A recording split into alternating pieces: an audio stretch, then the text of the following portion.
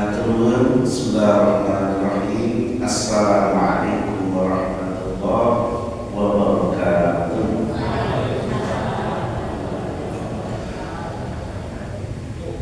Alhamdulillahilladzi anzala sakinata fi qulubil mu'minin walladzi an'ama bi ni'matil iman wal islam wa arsala rasulahu Muhammadan sallallahu alaihi wasallam rahmatan lil alamin. Asyhadu an la ilaha illallah wahdahu la syarika lah wa asyhadu anna Muhammadan abduhu wa rasuluh. Allahumma shalli wa sallim wa barik ala Muhammad wa ala alihi wa sahbihi wa man tabi'ahum bi ihsani ila yaumil qiyamah.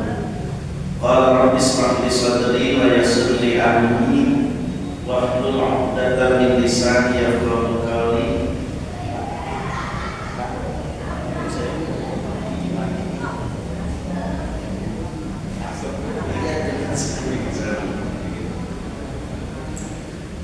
Qala Allah Ta'ala a'udzu billahi minasyaitonir rajim ya ayyuhalladzina amanu taqullaha wa qulu qawlan sadida yuslih lakum a'malakum wa yaghfir lakum dhunubakum wa man yuti'illaha wa rasulahu faqad faza fawzan 'azima. Amma ba'd.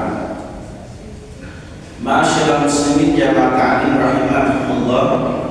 Syukur atas semua nikmat yang Allah berikan pada kita, nikmat iman, nikmat kesempatan dan nikmat kesehatan, dan nikmat dipertemukan di tahun 2025 miladiah. Mudah-mudahan Allah memberikan petunjuk taufik dan hidayahnya, membimbing kita hingga akhir perjalanan kita. Semoga husnul khatimah. Amin. Salawat dan salam semoga senantiasa tercurah kepada Rasulullah kita, suri tauladan kita, habibana wa nabiyyana Muhammad sallallahu alaihi wasallam, serta keluarganya, para sahabat-sahabatnya, dan semoga sampai kepada kita semua sebagai umatnya, umat yang berharap akan syafaatul utumannya nanti di yaumil akhir. Amin ya rabbal alamin. Hadirin, tema pagi ini sebagaimana tadi sudah diantar adalah kunci masuk surga dan menutup pintu neraka. Tema ini kami ambil dari pendapat sahabat Ali bin Abi Thalib, bukan dari saya pribadi. Ini tema dari sahabat Ali bin Abi Thalib. Beliau mengatakan ada 6 miftahul jannah, kunci untuk masuk ke dalam surga. Dan jika 6 ini dipegang, berarti sekaligus menutup pintu daripada neraka. Namun sebelumnya saya sampaikan satu hadis qudsi, firman Allah yang tidak termaktub di dalam Al-Quran. Yaqulullahu ta'ala atatu li'ibadis salihina ma la 'ainun ra'at wa la udhunun sami'at wa la khatara 'ala qalbi bashar. Allah Subhanahu wa ta'ala berfirman, aku telah menyiapkan untuk hamba-hambaku yang salih sesuatu yang belum pernah dilihat mata, belum pernah didengar telinga, dan tidak pernah terlintas di benak manusia untuk hamba-hambaku yang salih. Jadi Allah Subhanahu wa ta'ala menjanjikan kepada hamba-hambanya yang salih, yakni berupa nikmat, namanya nikmat di surga. Yang nikmat ini yang pertama belum pernah dilihat mata, belum pernah didengar telinga, dan tidak pernah terlintas di benak manusia. Tetapi itu semua diperuntukkan untuk hamba-hamba yang saleh. Nah, pertanyaannya, kira-kira wae dhewe pun saleh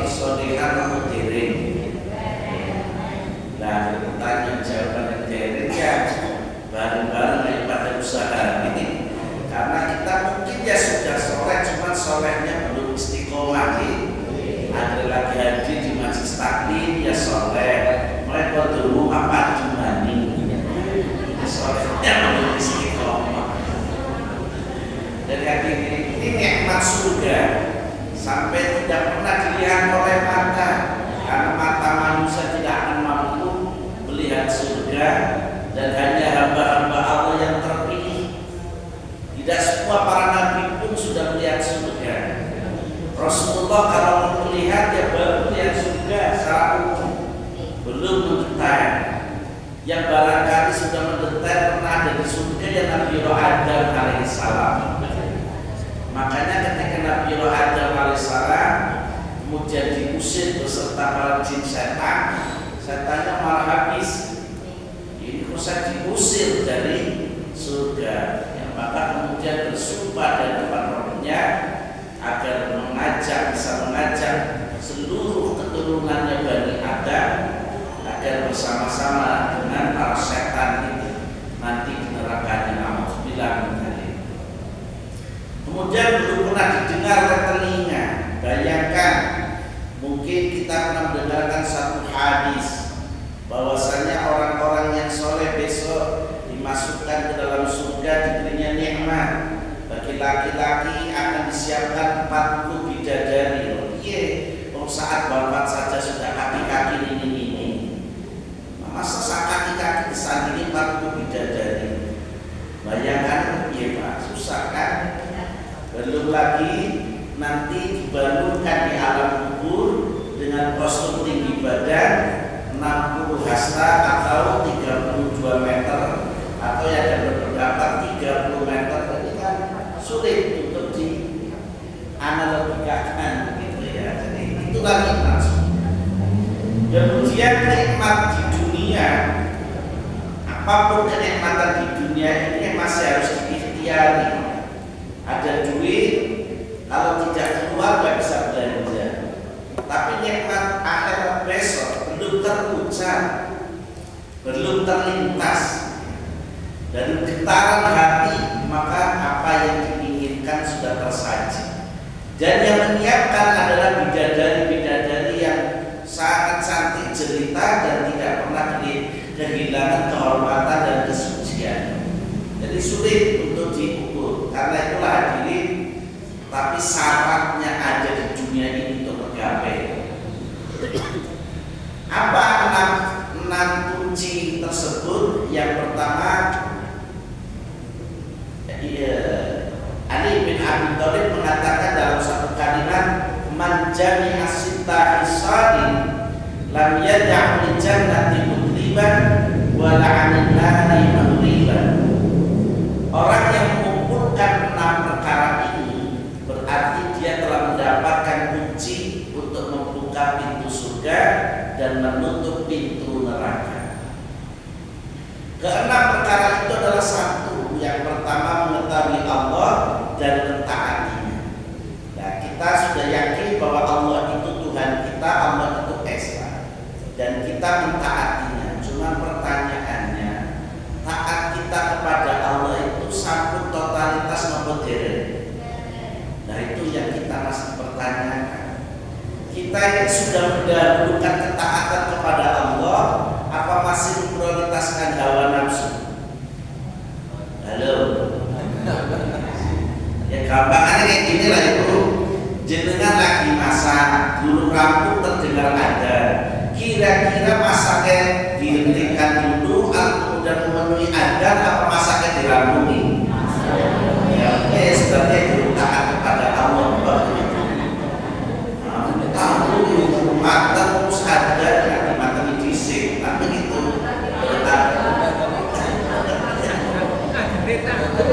ya itu loh, masa ketanggung lah. Untuk orang Arabnya ada di setanggung kan.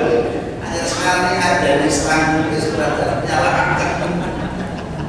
Nah ini kan sami bapak-bapak yang kebetulan di sawah itu ya lagi gombal-gombal, lagi macul, dengar ada. Sebentar lagi kejadian rampung. Ini rampung gawean apa tetap memenuhi panggilan Allah? Rampung gawean. Itulah yang dikhawatiri oleh Rasulullah SAW, bahwa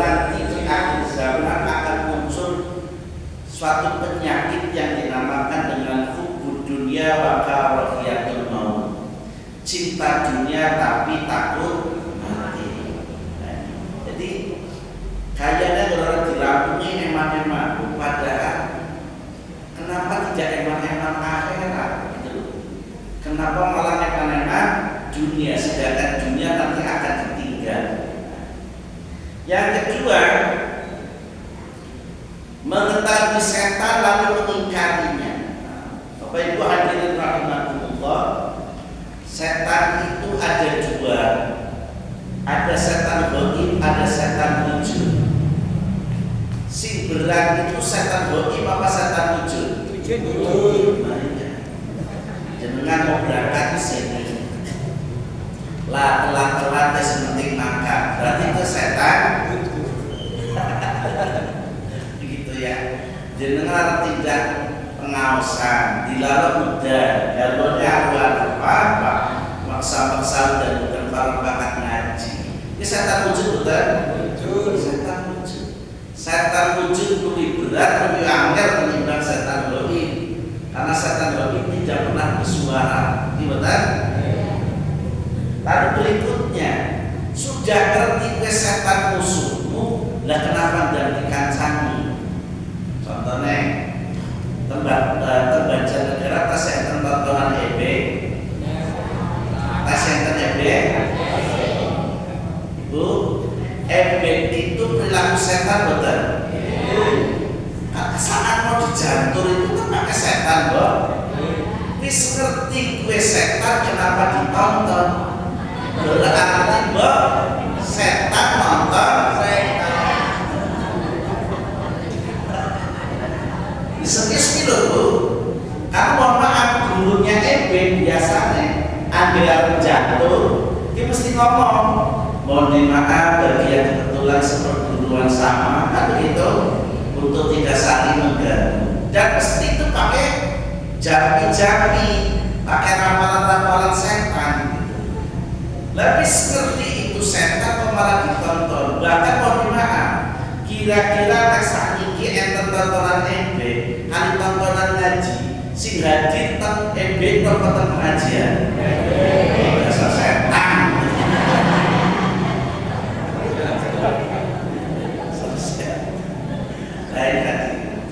Jadi inilah contoh mestinya yang mohon maaf, kaum muslimin yang sudah rajin ngaji harus mampu membedakan ini dolaran setan. Ya jangan merek-merek, setan kalau dimerek di moyong kita, lah kok malah tergeleti. Berarti kan itu jadi balanya setan, kalau dibilang mulai dibedakan. Selanjutnya, mengetahui akhirat lalu berusaha untuk mendapatkan. Ibu bapak rahimahullah, dunia ini hanyalah sesaat dan sebentar, maka prioritaskanlah untuk kepentingan akhirat. Nanti selanjutnya berikutnya akan kita bahas, akan kita kupas lebih lanjut. Mengetahui dunia kemudian meninggalkannya kecuali untuk kebaikan dan kebutuhan hidup. Artinya, ya kalau toh kita menggali dunia, kalau toh kita mencari dunia, itu jangan sampai cintanya kepada dunia yang mengalahkan cinta kita kepada akhirat. Karena dunia ada waktunya dan masanya, sementara akhirat itu abadi. Ya kecuali kalau toh kita untuk menggapai kepentingan dunia, dunia itu digapai untuk secukupnya. Di pertemuan yang lalu saya menyampaikan, kalau ada orang ahliyah yang gemar infak dan sedekah, tetapi Allah lebih mencintai orang miskin yang dermawan. Nah coba, kalau orang kaya raya yang gemar sedekah, gemar infak juga dermawan, tapi kata Allah, aku lebih cinta orang miskin yang dermawan. Berbeda juga. Jadi oleh karenanya ya dunia secukupnya lah, tidak usah dikejar-kejar hingga kemudian menghalalkan segala cara. Mengetahui yang hak lalu melaksanakannya. Itu kalau sudah tahu hak yang kita kerjakan, itu batil yang kita tinggalkan. Kemudian jika mengetahui yang batil lalu kita jauhi. Jangan kemudian pura-pura tidak tahu, pura-pura dalam lalu hampir orang ngerti. Jangan sampai begitu. Hadirin mari kita kupas satu persatu. Mengenal Allah Subhanahu wa taala dengan taat kepadanya. Surat An-Nisa ayat 59. A'udzubillahi minasyaitonirrajim. Ya ayyuhalladzina amanu atti'ullaha wa atti'ur rasula wa ulil amri minkum. Fa in tanaza'tum fi syai'in farudduhu ila Allahi wa rasul. In kuntum tu'minuna billahi wal yawmil akhir. Dzalika khairun wa ahsanu ta'wila. Wahai orang-orang yang beriman, taatilah Allah dan taatilah Rasul serta ulil amri pemegang kekuasaan di antaramu. Mohon untuk dicermati ketika memahami ayat ini. Taat kepada Allah itu mutlak. Taat kepada Rasulnya itu mutlak. Ini taat kepada ulil amri atau kuasa mutlak betul. Lalu pemaling umpama ulil amrinya orang terkorup di dunia, masa kita taatmu harus wajib taat mutlak ya? Paham ya? Karena mohon maaf, ada golongan atau kelompok yang mengatakan dan berpendapat meskipun ulil amri itu zalim, itu tetap wajib ditaati. Nah kalau kita ya tidak. Ulil amri yang wajib ditaati adalah ulil amri yang taat kepada Allah dan taat kepada Rasul. Masa orang terkorup di dunia lalu kita wajib taat benar? Jangan sampai gitu ya. Jadi tidak mungkin. Jadi taat kepada Allah mutlak, taat kepada Rasulnya mutlak, tapi taat kepada manusia tidak mutlak. Ya. Kemudian fa'in tanaza'tum fi syai'in farudduhu ila Allah wa Rasul. Jika engkau didapati perselisihan, jika engkau didapati pertengkaran, jika engkau didapati ikhtilaf, maka perintah Allah mengatakan kembalikan kepada Allah Al-Quran dan kembalikan pada Rasulnya Al-Hadis. Mengapa? Karena pendapat ulama seringkali berbeda-beda. Apalagi Rasul sudah mengatakan kalau engkau hidup di zaman akhir, peganglah Al-Quran, gigitlah Al-Quran dengan kedua gigi gerahmu sekuat-kuatnya. Mengapa? Karena pendapat ulama selalu berbeda dan itulah yang menyebabkan sering terjadinya perselisihan. Saya gambarkan contoh, bukan dalam arti saya lari dari ulama meninggalkan ulama. Contoh saja. Imam Syafi'i mewajibkan nikah, cadar. Imam Malik, Imam Abu Hanifah tidak mewajibkan. Sementara Quran mengatakan Al-Azhar, An-Nur, tutuplah wahai awakmu mukminah, julurkan bajumu hingga ke dadamu kecuali yang nampak telapak tangan dan muka. Selesai. Kan begitu. Jadi aurat itu ya seluruh tubuh kecuali telapak tangan dan muka. Tapi akibat muncul pendapat ulama bahwa niqab itu, cadar itu wajib, tidak akan jadi masalah. Sementara Quran sudah mengatakan kecuali yang tampak muka dan telapak tangan. Kalau Quran diperdoang ya selesai. Gimana? Itu contoh. Nanti diskusi jenggot Pak. Jenggot menurut Bin Bas, itu sebaiknya dirawat terus sampai panjang. Tapi jumhur ulama ya sebaiknya dirapikan, dipotong. Ini persoalan jenggot kan anak sing lanjutkan diteruskan dirawat sampai sepanjang mungkin, lalu ada yang mengatakan dipotong. Tapi hadis mengatakan innallaha yuhibbul jamal, Allah mencintai yang indah. Ada mana? Itu. Tapi kalau kembalinya kepada Quran hadis selesai. Besok Ramadan, ribut orang tarik berdosa. Halo, ribut. Orang tarik berdosa. Ada hanya betapa ruginya Anda mendapat setahun dalam sebulan tidak dimakan. Karena satu kebaikan Allah lipat gandakan 10 kali bahkan berlipat. Kan itu yang dipahamkan. Nah, ini Jumat ada siji ada loro. Kira-kira nek ora adat salatnya sah boten?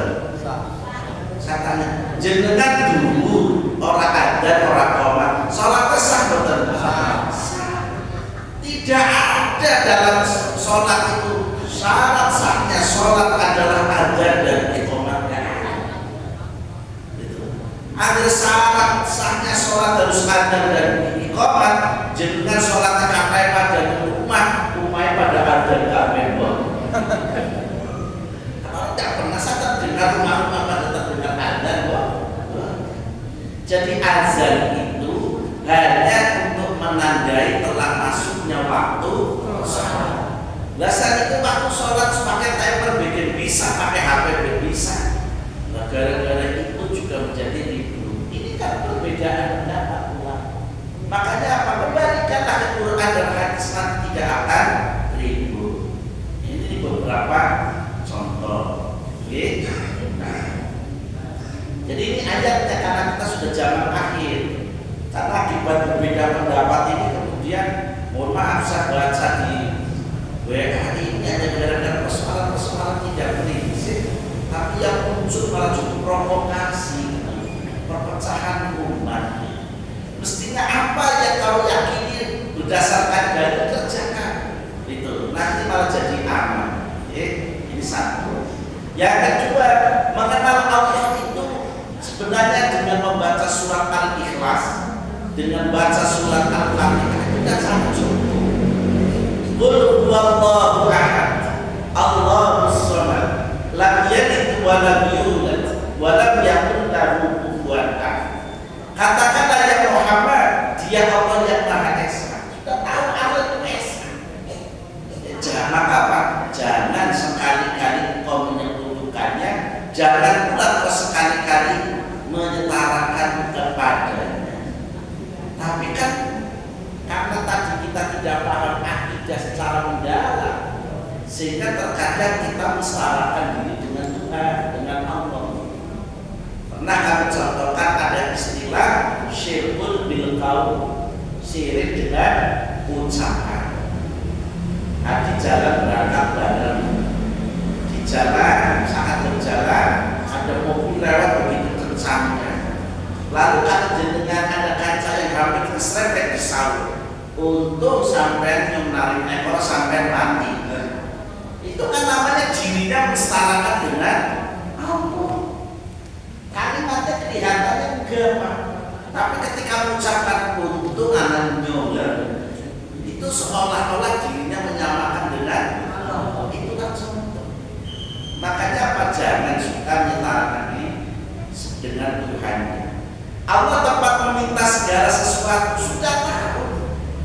Tempat meminta itu Allah. Lah kenapa ada yang kemudian menjadikannya kuburannya orang-orang soleh sebagai tempat meminta-minta? Bahkan mohon maaf, di Banjarnegara ada makamnya almarhum kepala PGRI nasional. Dikunjungi betul Pak, diminta-minta betul Pak. Kemudian sekedar ziarah ya orang Pak. Mau ke kuburan sebelah orang tahu di ziarah. Sehingga ada digeleng. Maka kadang-kadang ada yang kuburan sebelah rumah, kok apa bedanya ziarah? Kan inti dan hakikat ziarah adalah tazkiyatul maut, mengingatkan bahwa kita juga bakalan mati. Gitu. Kalau toh kita meminta, ada lagi-lagi ulama berbeda pendapat dalam persoalan tawasul. Gitu ya? Tawasul. Rasul mengajarkan tawasul itu engkau boleh hanya dengan 3 hal. 1, tawasul dengan menggunakan asma Allah, ya. Tawasul dengan menggunakan asmaul husnanya Allah. Contohnya begini, Allah Maha Pengampun, ya Ghaffar, gitu kan? Ampunilah hambamu yang hina ini. Nah itu. Ketika kita minta rezeki, ya Razzaq wa Razzaq, pemilik rezeki, pemilik kekayaan, atau ya Ghani wa Razzaq yang maha kaya, berilah kekayaan untuk kami. Itu loh. Itu namanya bertawasul dengan asmaul husna. Ketika mau menuntut minta ilmu,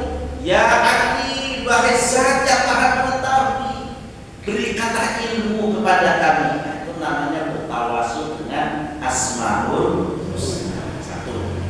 Dua, bertawasul dengan amal soleh. Sudah dicontohkan dalam hadis 3 pemuda yang terjebak di dalam gua. Tapi ibu-ibu, bapak-bapak, itu hanya jika panjenengan sudah amat sangat terpaksa. Sebab ketika amal soleh itu dijadikan sebagai tawasul, maka jangan-jangan besok mati amal ditimbang wis entek. Kan amal dulu sudah dijadikan sebagai tawasul. Ini betul. Karena kan apa yang engkau diminta di bumi diberikan di bumi. Contoh, jenengan ngaji di sini, ben dipuji, lalu dapat pujian, kan tidak dapat pahala. Lah kalau amal untuk dijadikan tawasul kan berarti sudah dinikmati di dunia, di akhirat sudah tidak ada. Maka sampaikan tawasul dengan amal soleh jika sudah amat sangat terpaksa. Jadi jangan dijadikan sebagai cara untuk kita meminta. Lalu yang ketiga, bertawasul dengan orang yang soleh, ahli ibadah, orang yang khusyuk, orang yang tawadhu, boleh. Ada seorang tokoh masyarakat, ahli ibadah, ahli zikir, ahli qiyamul lail, ahli saum, ya, saleh. Dia datangi Pak Kiai, Pak Ustaz, mohon kami didoakan. Itu namanya bertawasul dengan orang soleh. Boleh Bapak, tawasul dengan Nabi. Mengapa? Karena tafsirnya di surat Al-Fatihah jelas. Iyyaka na'budu wa iyyaka nasta'in. Kepada Rabb kami menyembah dan kepada Rabb kami meminta pertolongan. Nah, kenapa dan masih jaluk-jaluk kalau burung serandi, ya? Nah, namanya kan sudah keluar dari kebenaran beragama. Kedua, mengenal setan sebagai musuh atau tadi menyesatkan. Ya setan dijadikan musuh, Pak. Ibu, wis ngerti kancane jenengan gawe niki ceritani tanggane, gawe niki senenge menggunjing, ya dikancani bae. Lah berarti kan sing menggunjing karo sing ngrengokna padha bae setan. Kalau kita gawe niki cerita-cerita kampung lho. Mereka biasa ngrengokna, iya sih. Lah ada bae. Jadi setan itu musuh, ya jadikanlah musuh. Jangan sudah tahu setan musuh malah dikancani baik. Karena kita Ali berkumpulan dengan orang-orang yang bila kau kadang soleh kadang tidak diingatkan, ge aja sebenarnya kancan. Oh loh, ayo mereka soleh-soleh lah. Ada setan. Jadi memang akhir yang menjalani hidup untuk jadi orang soleh. Tapi kalau kumpulannya dengan orang-orang yang soleh, insya Allah matur dulu diringatin, ya matur dulu. Jadi gitu. Nah, ini ya. Inna syaitana lakum aduwwun fattakhidhuhu aduwwan. Innama yad'u hizbahu liyakunu min ashabis sya'in.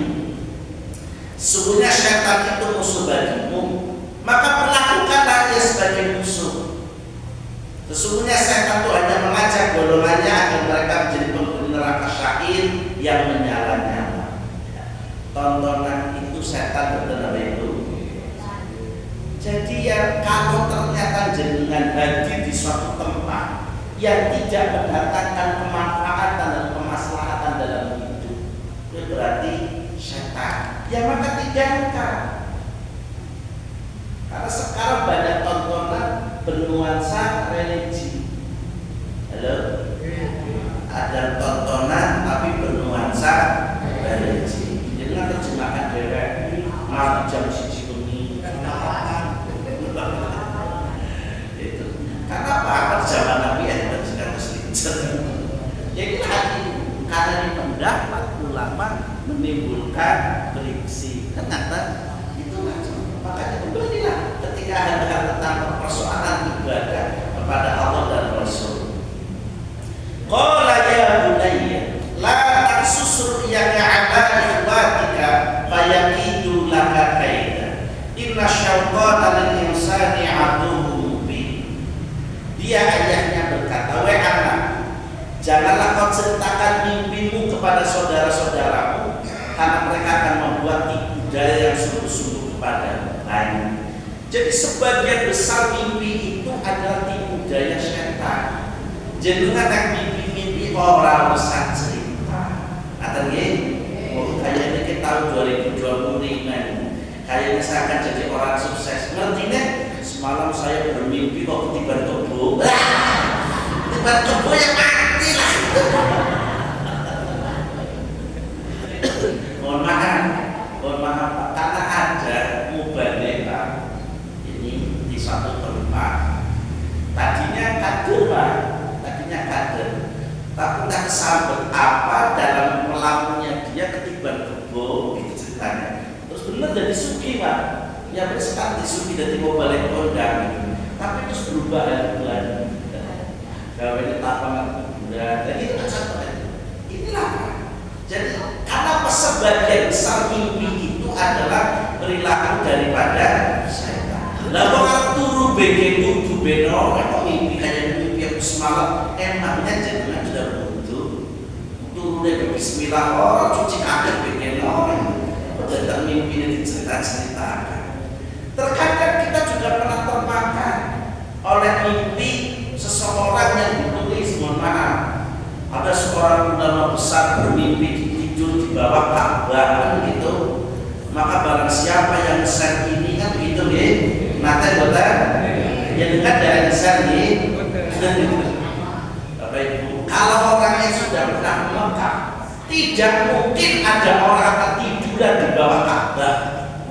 Kenapa? Lawang laskarnya 24 jam. Tidak mungkin ada orang tiduran di bawah Ka'bah, tidak mungkin. Kenapa? Laskar itu putar terus 24 jam. Jangan kalau tiduran merek saja, mulai dusir-dusir pergi dusir terus. Mimpi tidur di bawah Ka'bah, berjumpa dengan Kanjeng Nabi Muhammad. Siapa sih tidak nge-share WA ini maka akan dijamin selama dunia dan akhirat. Rika percaya nge-share beda setan tertipu. Itulah betapa canggihnya setan menggoda, menipu manusia dengan berbagai macam cara. Nah, bujuk rayu setan ini cukup dijadikan pelajaran. Ini nanti setan itu hanya main kita kalau sudah di akhirat nanti Pak. Oh, jangankan setan bisa membantu, suami tidak bisa membantu istri, istri tidak bisa membantu suami.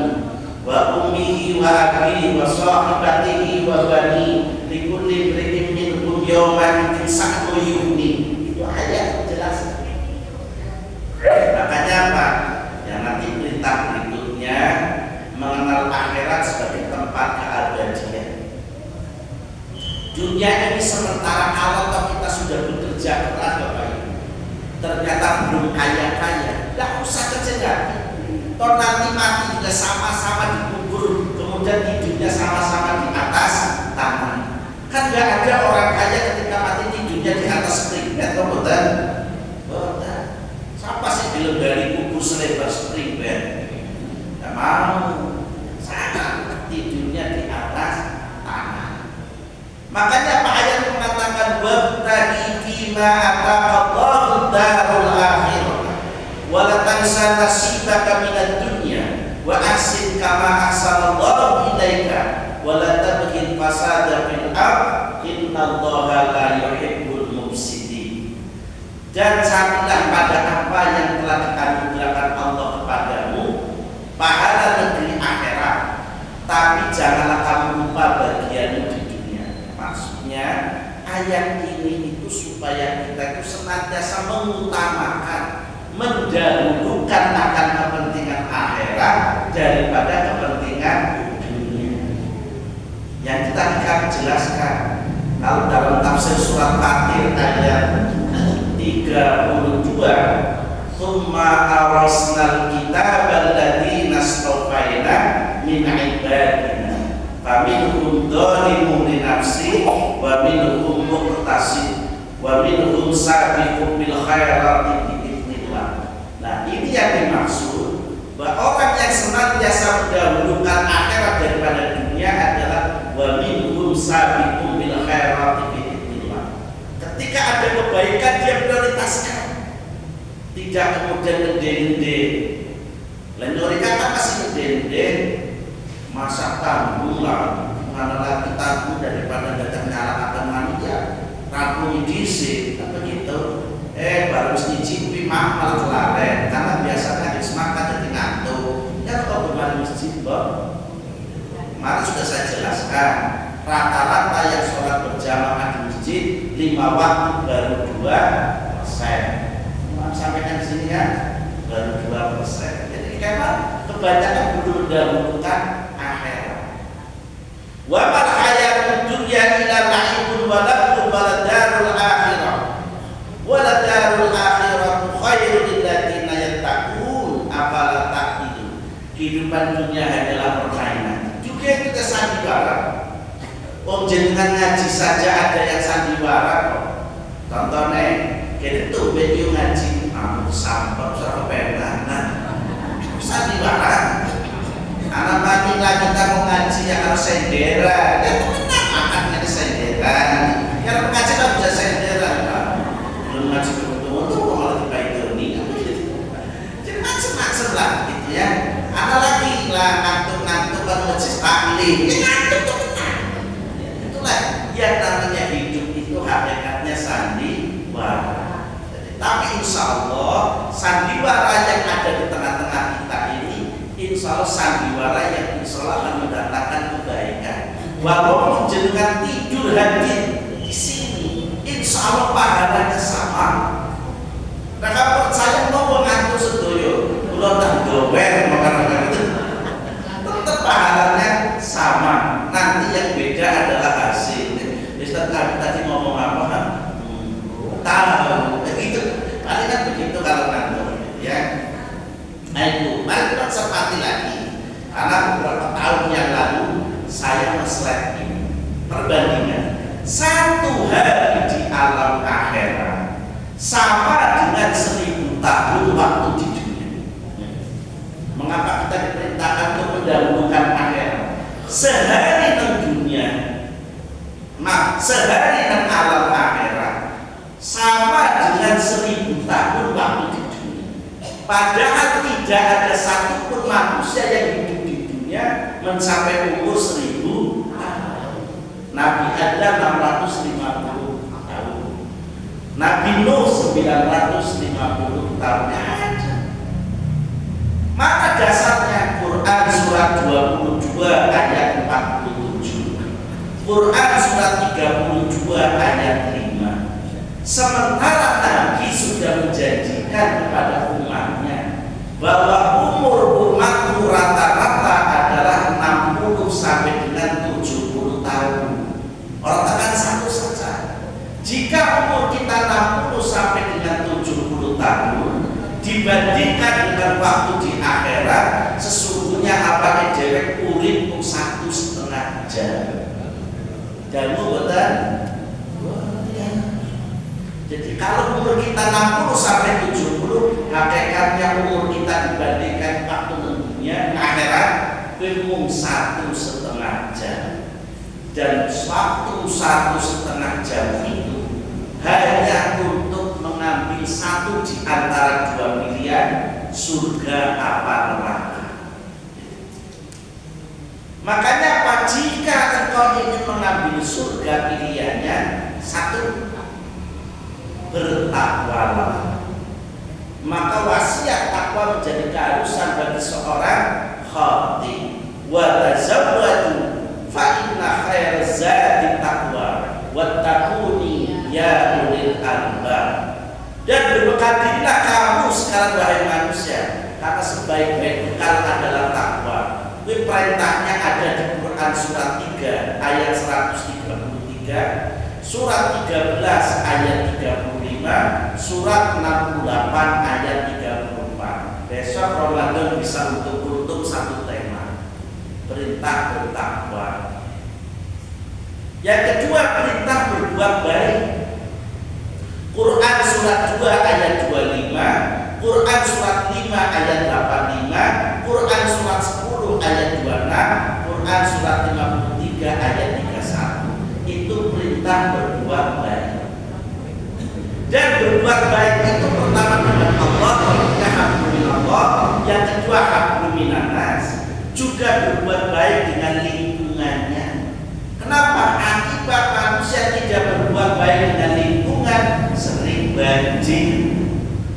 Maaf, kemarin di Purwokerto di kota, di perumahan terkena banjir. Kenapa?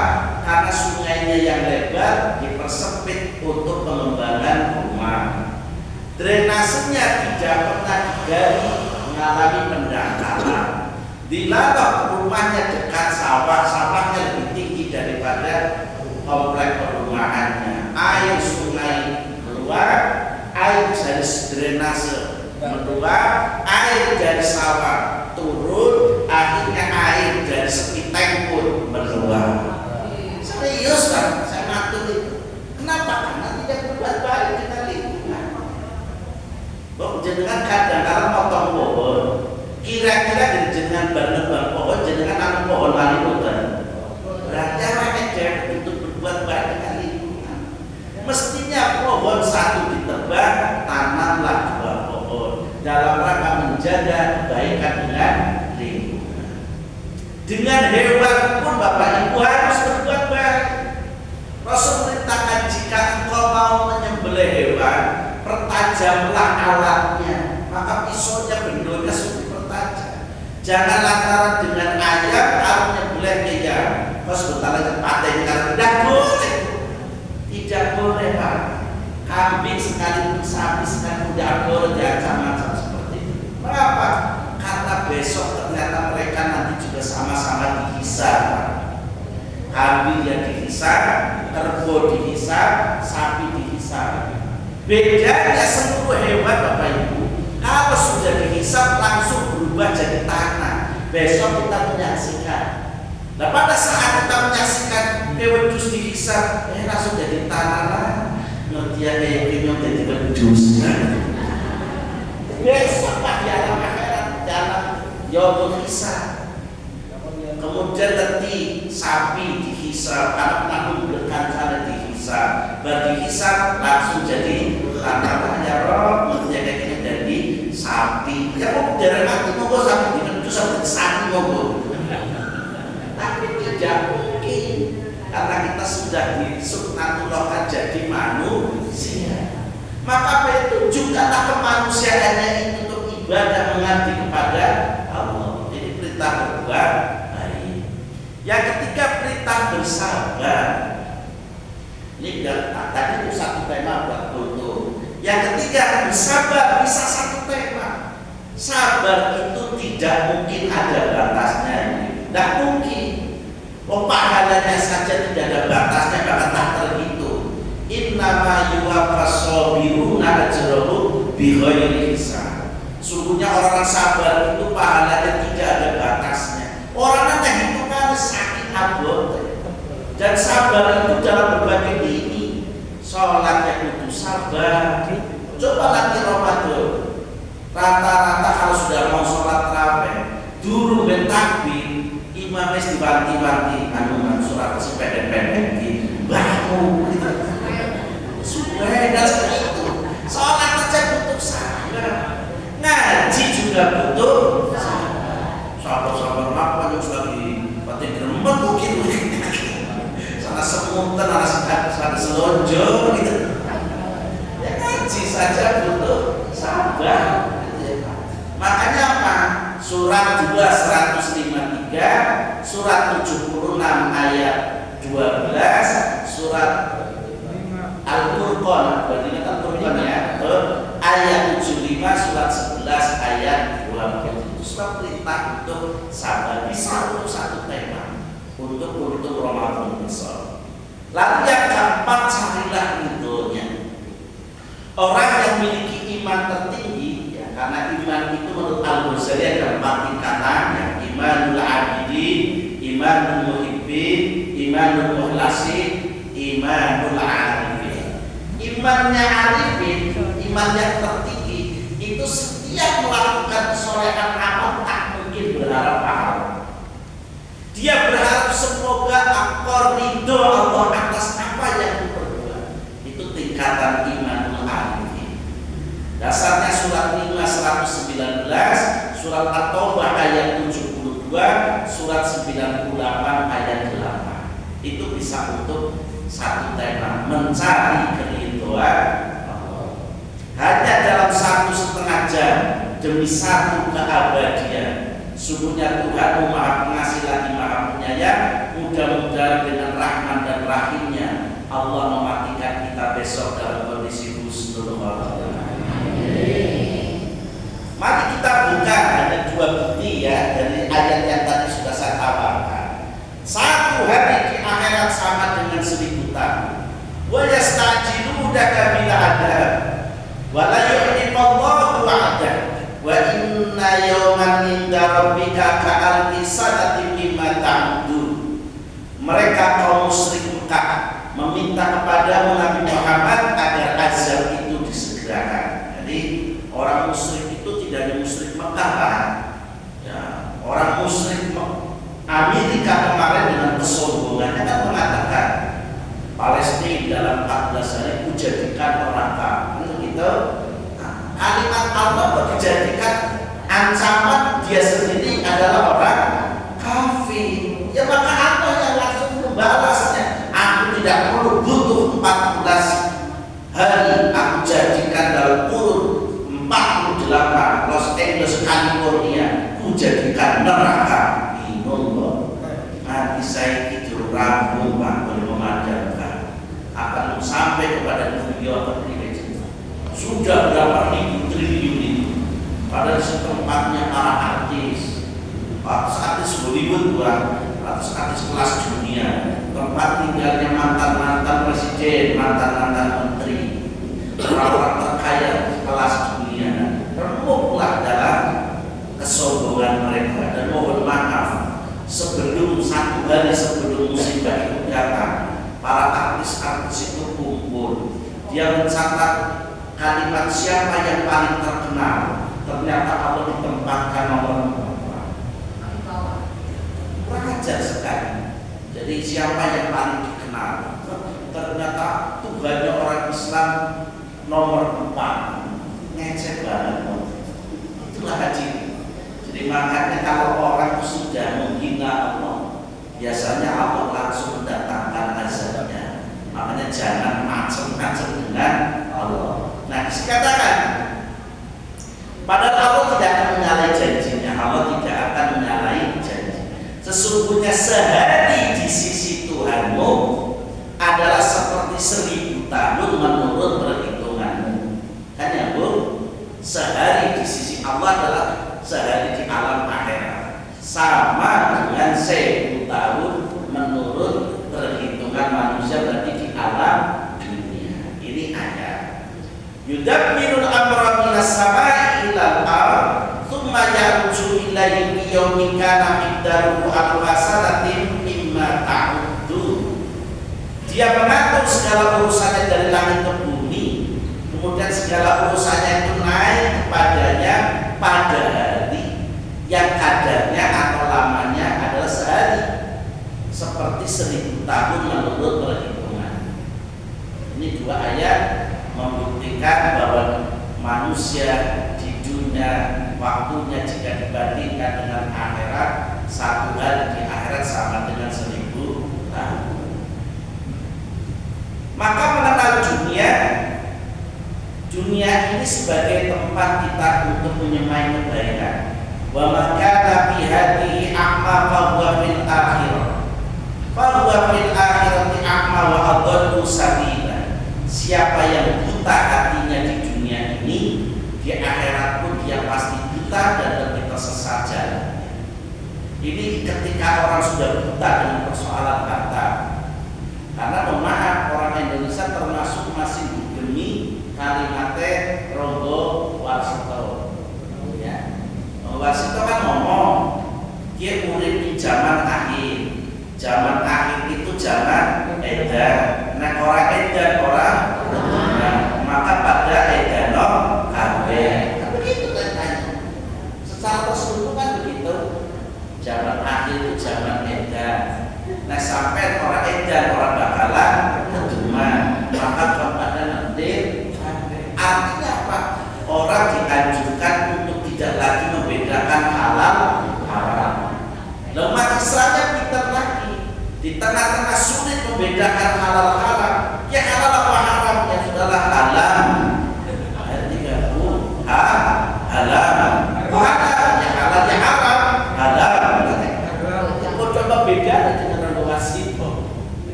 wong sing haram be sampai kentir kok.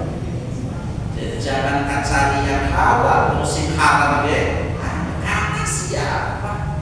Wong jika engkau mau bertebaran di muka bumi ini, filosofi wong Jawa saja nyata, anggere owah ya oleh upah, begitu? Anggere owah mesti oleh upah, anggere obah oleh mama, tapi upah juga. Bahasanya begitu. Mosok orang sekolah sarjana kok filosofi wong Jawa sekolah sekolah bener tinggi, obat yang mesti oleh mama. Artinya kan oleh taksi, tinggal mau bergerak apa tidak. Qulna itu minha jami'a fa imma ya'tiyakum minni hudan wa man tabi'a hudaya fala khaufun 'alaihim wa la hum yahzanun. Kami berfirman, turunlah kamu semua dari surga. Lalu jika benar-benar datang petunjukku kepadamu, siapa saja yang mengikuti petunjukku tidak akan rasa takut, tidak ada rasa takut yang menimpa mereka dan mereka pun tidak akan bersedih hati. Yang penting perintah Allah ini dipraktekkan, Pak. Ini loh petunjukku. Kalau petunjukku kamu gunakan, kamu tidak akan ada rasa takut. Orang bakal takut lapar, tidak akan rasa takut miskin, tidak akan takut khawatir macam-macam. Janjinya Allah. Kan tinggal bagaimana kita memenuhi janji-janji Allah itu kan. Masalahnya terkadang kita umat Islam orang yakin dengan petunjuknya itu lebih mengedepankan rasio dan akarnya daripada dalilnya. Apa ya? Ambil film sodako Allah akan ganti. Ambil ngomong si apa ya? Berarti kepada orang percayaan dalil. Ibu-ibu, mungkin panjenengan pernah nyisani di YouTube monggo dicari. Seorang pemuda yang putus sekolah, gurunya ngendikan, "Lah putus sekolah jadi apa? Masa depan ribe." Tapi si pemuda ini yakin dengan Allah, maka dia mencoba memelihara ayam ternak dari berapa ekor menjadi banyak terus. Tapi ketika dia sudah memiliki ayam 10 ekor, satu diinfakkan, jadi 22 diinfakkan, jadi 33 diinfakkan, jadi 44 diinfakkan, jadi terus berlipat-lipat mesti diinfakkan, dan selalu bertambah-tambah sampai akhirnya dia kaya raya, sampai mengadopsi 100 anak yatim, anak-anak fakir miskin yang tidak sekolah di sekolahkan dibiayai semua gitu. Dan saat beliau lewat di tengah jalan, anak-anak yang dia besarkan ada yang menjadi manajer, ada yang jadi macam-macam, menjadi orang-orang kaya sukses. Ngerti dia lewat jalan yang ditutup semua, bingung, salah saya apa, saya mau ditutup. Nah setelah dia bingung, ternyata dari balik pintu keluarlah tulisan, "Selamat, terima kasih Tuhan."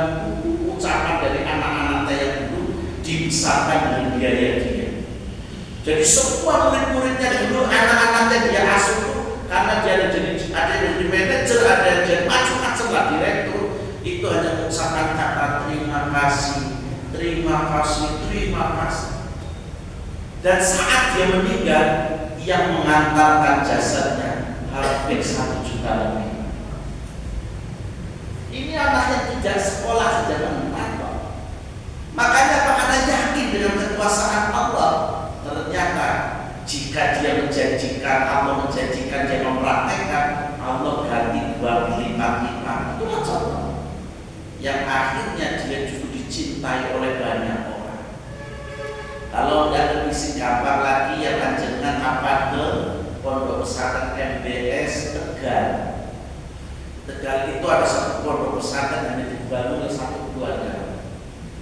Jadi seorang ibu, suaminya sudah meninggal, tidak punya ahli waris, dia pengen, tolonglah saya pengen meninggalkan pondok pesantren, dirikanlah pondok sampai 4 lantai, dia biayai semua. Ketika belum jadi-jadi, ibu ini mengatakan, tolonglah diatur kepentingan seperti apa, sudah sampai mana pembangunannya, dia apa, data. dan dia sangat baik dengan siapapun. Maka saat dia wafat, satu kampung keluar semua mengantar makbar, laki-laki, perempuan, muda-mudi, anak-anak, saking tersenangnya dengan ibu ini. Itulah contoh bahwa manusia di dunia saja dipuji-puji oleh sama makhluk. Bagaimana nanti di akhirat? Nah, tinggal kita ini mengambil ibrah pelajaran dari seperti itu. Hadirin, dunia itu hanya 3 hari. Hari kemarin, hari yang tidak mungkin akan terulang ceritanya. 2024 sudah berlalu. Kalau mungkin awak ke Jakarta kembali ke tahun 2024, tidak mungkin. Masuklah 2025. Itu hari kemarin tidak mungkin terulang. Hari besok yang belum tentu kita menemui. Karena kemarin saya takziah dalam sehari itu 2, ada sebulan dan lebih. Jadi ini belum tentu esok itu milik kita. Maka tinggal hari ini, hari tempat menabung amal, jangan menunda. Kalau sudah niat berbuat baik, disegerakan. Ya. Kalau ada niat untuk kebaikan, segera berbuat, jangan menunda-nunda. Karena saat kita menunda akan muncul bujuk rayu setan, sih menyebabkan kita menjadi kelalaian. Coba sih jenengan mohon maaf, bidang tetangganya ada yang gerah, katanya sudah di rumah sakit, terus tentu dina, oh ya nanti saya jenuh, nanti. Terus dari kapan lah ya nanti. Akhirnya ekonomi terus wanita kata orang nanti ya. Kalau sudah niat segera lakukan. Karena apa? Bujuk rayu setan akan membuat kita menjadi lalai. Akhirnya orang sudah sehat gigih ya. Tapi kan jadi ada kerugian satu. Bukan kakak menyampaikan 4 amalan, 1 hablum minallah, 3-nya hablum minannas, ternyata menjamin dia ahli surga. Apa? Orang yang juga suka menjenguk orang yang sakit. Jadi, makanya apa? Hari ini tempat menabung amal kita, ya maka berburu, jangan menunda-nunda. Karena itu Bapak Ibu, saya kadang-kadang coba untuk konten disiplin. Itu dalam rangka apa? Lamanya tekan. Nah, si ditekan malah tekan. Lalu gitu. Ya kalau dalam rangka sana berlomba-lomba berpasrah hidup kaya. Orang kafir lebih memilih dunia. Bal tuksirunal hayatad dunya wal akhiratu khairu wa abqa. Tetapi kamu orang kafir memilih kehidupan duniawi, sedangkan kehidupan akhirat adalah lebih baik dan lebih kekal. Al-A'la 16:17. Maka jangan jadi orang kafir. Dan kalau kita jadi orang kafir tidak mengutamakan dunia, aku tetap lebih mengutamakan akhirat. Qulillahu yuhyikum tsumma yumeetukum tsumma yajma'ukum ila yaumil qiyamah la raiba fihi walakinna aktsarun nasi la ya'lamun. Allah lah yang menghidupkan kalian, kemudian mematikan kalian. Setelah itu mengumpulkan kalian pada hari kiamat yang tidak ada keraguan padanya. Ibu bapak hadirin rahimahullah, kita dimulai dari tiada menjadi ada dan tidak akan ada lalu diadakan lagi. Dulu kita manusia kan tidak ada, oleh Allah dari tidak ada menjadi ada, jadilah ada. Kemudian ada dan keturunannya mati, ya dari tidak ada menjadi ada kita sebelumnya ada di dunia dan mati mesti tidak ada, mati ya di alam kubur dan di kubur, kemudian tidak ada oleh Allah dibangkitkan lagi nanti pada hari kiamat menjadi ada. Jadi bukan artinya hidup itu akhir dan awal, masih ada perjalanan hidup yang harus kita lalui dan kita harus mampu mengambil sikap untuk kehidupan yang sesungguhnya. Mengenal hukum Allah yang hak, wala talbisul haqqa bil batil wa taqtumul haqqa wa antum ta'lamun. Jangan kau campur adukan kebenaran dengan kebatilan. Jangan pula kau sembunyikan kebenaran sedangkan kamu mengetahui. Jadi Bapak Ibu hadirin rahimahullah, Kalau itu hak ya sampaikanlah itu hak. Kalau itu batil ya sampaikanlah itu batil. Tinggal bagaimana cara menyampaikannya. Kan begitu. Tinggal bagaimana cara atau metode menyampaikannya. Maka pernah kami sampaikan, dakwah itu ya dengan merangkul, bukan memukul. Dakwah itu dengan mendidik, bukan mendidik. Kan begitu. Dakwah itu ya dengan menyayangi, bukan menyayangi. Sudah ada masjid di sini, ada kata masjid mana kepada mengajak perang. Halo, bukan jenengan mulai pintar-pintar dalam menerima wakaf. Kalau ada orang beri wakaf, tapi di bawah musolanya jenengan survei sebelah kanan kirinya sudah ada masjid musola apa belum? Kalau sudah, Bapak Ibu mohon maaf, karena sudah ada masjid dan musola, belum usul mawon yang sakit pun hibah. Sebab ada jenengan tetap masalah wakaf, saya tidak bisa memberikan musola di sini.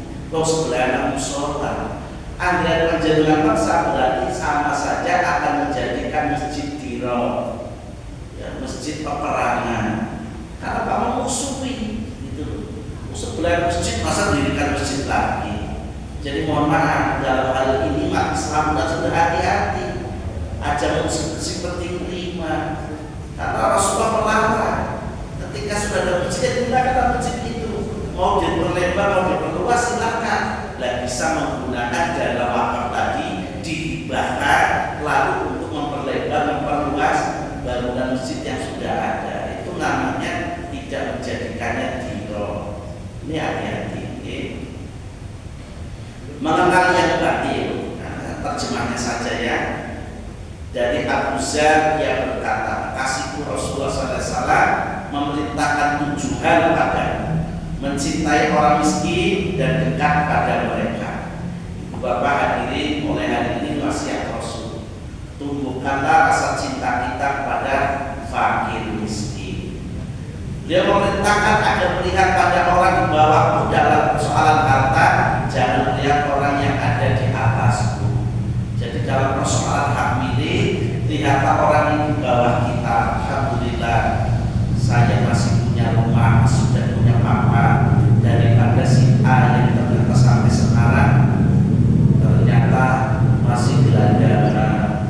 Jadi kalau berbicara tentangnya, membandingkan itu anak-anak pam, gitu ya, orang di papan, orang di tempat lebih dari cici-cici ya, terus kumel nanti seperti itu. Cara kita supaya kita pandai bersyukur. Beliau memerintahkan padaku agar tidak menjadi peminta-minta. Jadi orang meminta-minta itu dibolehkan, itu pekerjaan halal. Tetapi kata hadis Nabi, orang yang pekerjaannya meminta-minta itu besok dibangkitkan dari alam kubur hanya tengkoraknya, tanpa tubuh, tanpa daging, tanpa kulit. Akan penting. Kemudian menyampaikan yang hak walaupun pahit dirasa. Jadi berita menyampaikan ini pahit dirasa, resikonya kalau saya mengingatkan ada resiko yang harus saya tadi sampaikan. Tadi tinggal caranya, jangan mengingatkan orang di muka umum. Si B sini, kamu kemana? Ya tidak boleh. Ya caranya saja dengan tadi, dengan cara yang baik tadi, sambil ya benar enggak cross check, benar enggak sampai lakukan ini, begitu. Kemudian memerintahkan padaku agar tidak takut terhadap celaan saat berdakwah di jalan Allah. Ya Bapak Ibu hadirin, jadi perintah untuk berdakwah itu kewajiban personal, individu, partai.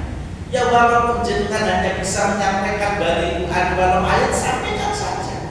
Untuk hari ini akan disampaikan oleh Ibu Rohiyah. Dia mesti menyampaikan hadis, mesti menyampaikan. Mengerti sih, tambah-tambah ilmu dan kan jadi. Gak apa-apa. Uang ayat Allah itu sampaikan kapanpun, 10 kali, 100 kali sudah tak masalah. Jadi tidak usah dengan takut terhadap celah.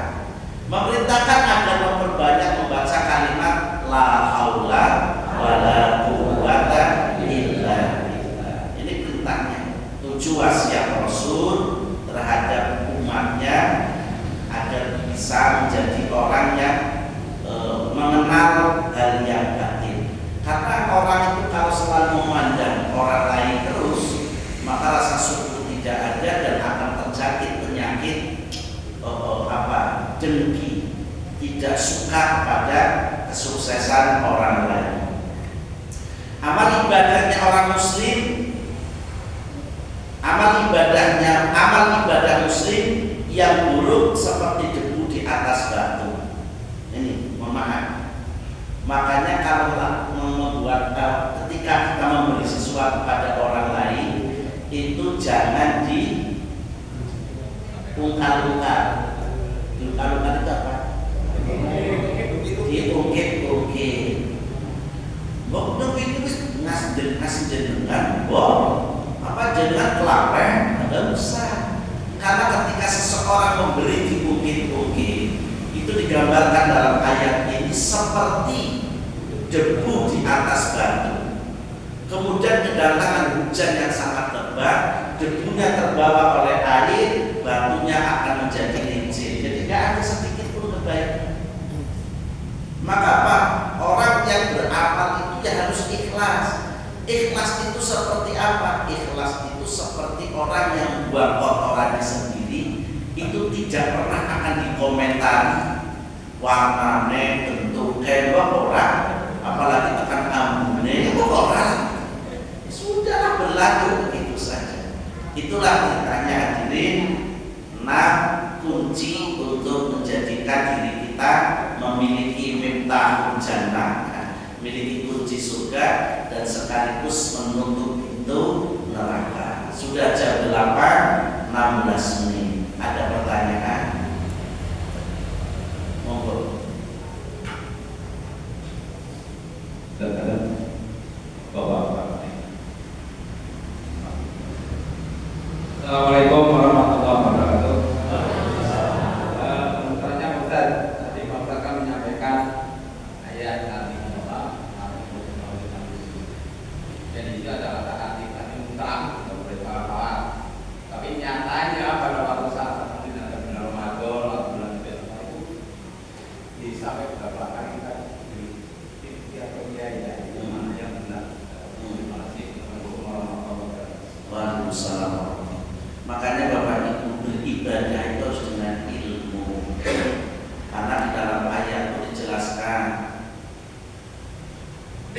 apa Bani Israel ayat 13, ayat 36. Wala taqfu ma laysa laka bihi ilm. Innas sam'a wal basara wal fu'ada kullu ulaika kana anhu mas'ul.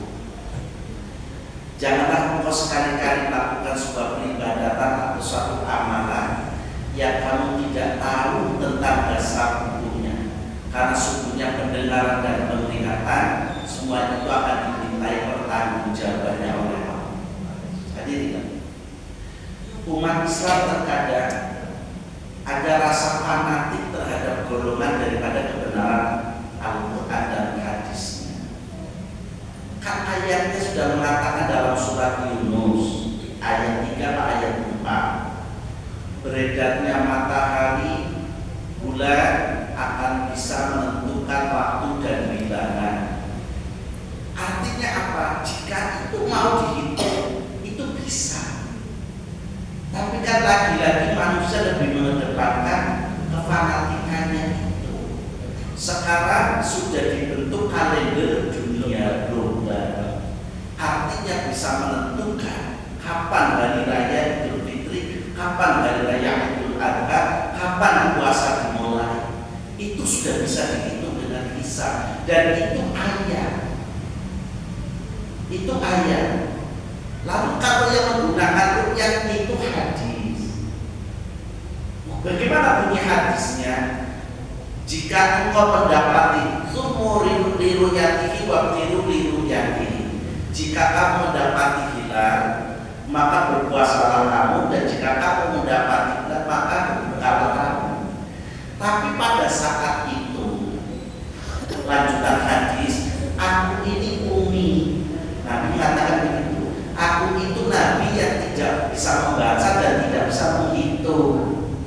Dan pada saat itu sampai di kawasan India, kawasan Eropa. Jadi saat itu belum sampai ke Mekah, sehingga para Rasul mengatakan, ya maka aku melakukan apa yang saya lihat. Dan yang melihat bukan Nabi, yang melihat adalah orang yang kebetulan kerjanya di laut nelayan. Ya Rasul, demi Allah aku melihat bulan itu sudah jam 11 Pak. Siang 11-nya, oh aku berani sumpah, berani. Ya sudah, kalian bobor sampai puasanya. Begitu Pak asal. Itu asbabun nurudin. Lah sekarang Andre jadi ini loh, kemudian wis dhuwur banget, nah kepriwe coba, nah kemana ibu? Ada setelah kejadian lah, pernah menimbulkan, makanya kalau dengan gitu, apalagi Indonesia ini adalah negara tropis yang tidak selamanya akan terang benderang seperti ini. Ini kelihatannya terang benderang, belum tentu nanti panjenengan bulan tahu-tahu sudah redup. Susah Pak. Nah, maka dengan kisah hitung itu tidak terpengaruh dengan hujan dan mendung. Sebenarnya di situ. Dan itu ayat. Maka katakan hukum itu sandaran dalil utamanya apa? Al-Quran. Jika Al-Quran tidak dapati, lalu Al-Qurannya kan sudah ada Pak. Ditambah lagi terkadang orang mereka untuk kesepakatan dia besok ini tanpa, ya maka minimal 3 derajat. 3 derajat itu sedasarkan nanti yang menentukan 3 derajatnya. Lalu ada jadi lagi, maka perintahnya kok beribadah dengan dalil, bukan dengan kesepakatan. Itu masalahnya Pak. Makanya ayolah kita ini belajar terus agama, gitu ya, supaya diyakini dan diamalkan. Jangan beribadah berdasarkan fanatik terhadap organisasi atau golongan. Lalu Indonesia itu kan negara muslim Pak. Singapura Barat itu dinamai yang monggo. Kan dasarnya yang penting berketuhanan Pak. Dan kan begitu. Jadi mau dipersilakan. Wong agamanya saja diyakini sekarang ada. Nah, mungkin suatu saat lagi akan ditambah lagi tergantung sama presiden. Begitu. Jadi kembalinya kepada kita sebagai orang yang beragama punya dalil apa? Ngaten Pak. Sekarang